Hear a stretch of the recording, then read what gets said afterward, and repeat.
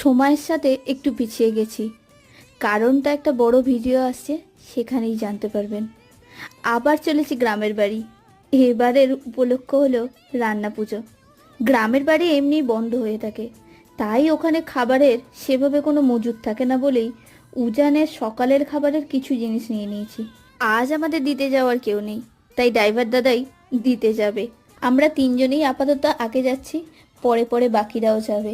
আজ যেন বিড়লা মন্দিরটা একটু বেশি সুন্দর লাগছে। আর রাস্তার জ্যামটা দেখুন, সেই 5:30টায় বেরিয়েছি, অর্ধেক রাস্তা আসতেই 1.5 ঘন্টা সময় লেগে গেল। অবশেষে 8টায় এসে বাড়ি ঢুকলাম। এক এক করে পোডলাগুলোকে ভেতরে রাখি। আর উজান তো তার সৌমু কাকায়ের বাড়িতেই নেমে গেছে। তার আজ সৌমু কাকায়ের সাথেই থাকার ইচ্ছা।